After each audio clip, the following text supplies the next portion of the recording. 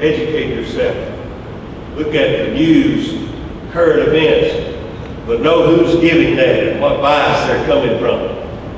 Get on the internet. I think that's the last bastion of free speech. And it's not always accurate speech, but it's free. But even as I speak, there are efforts in Congress to tear that down. Our government is building a network so that everyone can have access to broadband internet service in the country. You know what happens when somebody can give that to you? They can take it away from you. You shouldn't want the government to build that for you. You need to have somebody else do that. They can sell it to you instead of just giving it to you. And we certainly do not need what some of the folks in Congress are proposing, that in case there might be some threatened cyber attack from a terrorist, that our president could shut down the internet for 120 days. Nobody should have that kind of power over free speech. Any kind of free speech. Folks, you need to stand up and educate yourself and find out where you need to stand. You need to become involved in the culture. You need to register to vote. If you're not registered to vote, shame on you. Go get registered so you can vote. And then vote every time. They're telling us in the upcoming runoff we might have 10% of the citizens of Jefferson County voting. Shame on us. Everybody ought to vote. People die. You don't have the right to vote. Are you going to spit on their grave by not voting, just by not caring? Folks, get involved. You need to learn what to stand for. You need to stand for life. Life. How many millions of children have we killed through abortion in our country?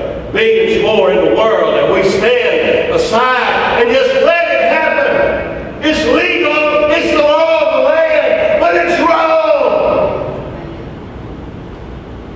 We need to let our voice be heard. We need to stand for life, the end of life. It's not going to be long before it's going to be too expensive for you to keep me alive, so you're going to say, just let the sucker die. Give him a pain pill, let him die.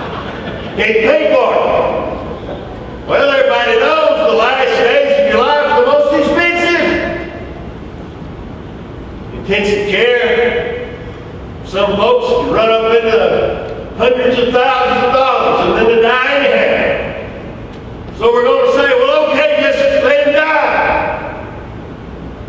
And you're on a slippery slope because before long you're going to be so scientifically advanced, we figure out what it is you've got that's going to kill you. So why should we invest money in you after you quit investing money in us? Let you die early. I said, brother, that will never happen. My land, it's already happened.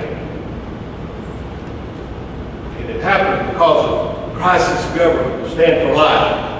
Stand for liberty. We need to take a stand against every form of enslavement, whether it be that insidious racism that still abounds in our land. I will say this, it's better in America than anywhere else in the world. You want to see real racism, you go somewhere else in the world.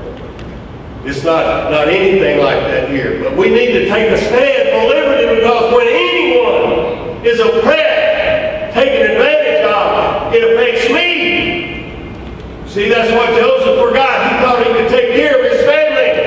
And he did for a time. But the oppression of all the other people eventually caught up with his people. And it'll catch up with you and me unless we take a stand for the liberty of every person in this world. We certainly need to take a stand for that which is right. There can be no pursuit of happiness where corruption and bad morals abound. We need to take a stand for the biblical definition of marriage. I'll tell you what, folks, even as advanced as we are scientifically, we cannot continue to populate this world with gay marriage. Just ain't God's way.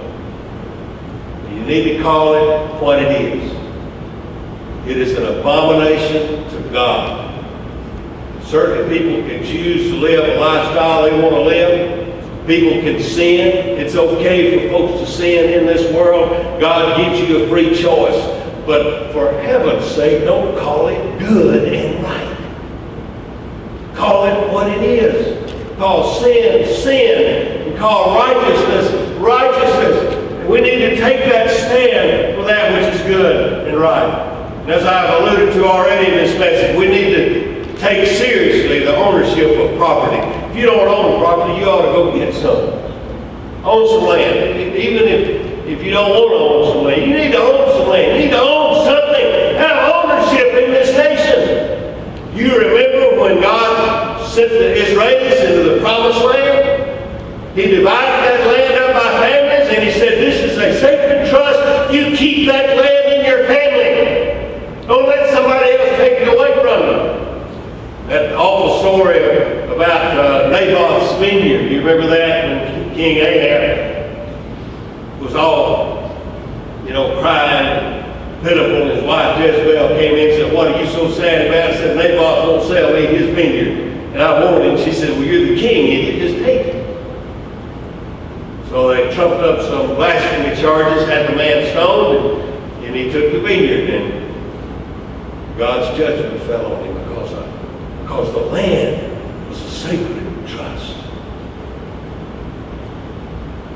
We need to take a stand for that which is right and good. And I know that we've got all kinds of folks talking to us out there. Hugo Chavez in Venezuela is one of the latest. He doesn't think capitalism is good at all. He thinks it's evil. Well, the reason he thinks it's evil is because in a capitalistic society, he couldn't do what he's doing. He couldn't have total power. The free market, capitalistic economic system is the fairest, most efficient economic system ever devised. It is woven throughout Scripture. And if people want to truly be able to pursue happiness, it will be more in that system than any other. You need to stand up when some idiot stands and says capitalism is evil and unjust and unfair. The standard of living for everyone rises when the capitalistic system is allowed to flourish. One of the saddest days of my life was when our president stood up when the American bailout response came, the TARP funds came on. He said, I know it's against the free market system, but we had to do it to save the free market. How do you violate the free market to save the free market? You need to let the free market run if it's going to run. If we really believe in that, let it go! So what has this got to do with faith? Well, what has God blessed in this world better than anything that's ever been blessed? It's America. And a part of America is that free market system. And what have we done with that? Americans have flourished and prospered, and we have become the most generous people in all the world. We don't depend on our government to solve world problems. We give to solve world problems. Any crisis that takes place in this world, who is the first with the most? It's America. It's individuals. It's because we have been allowed by God to live in a great free land with that economy that helps us to flourish. When you don't have anything, you can't give anything.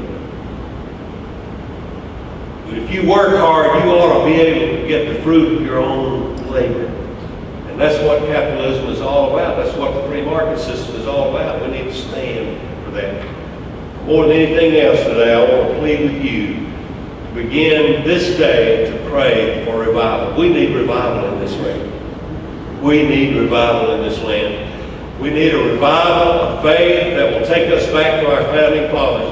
Our founders all were believers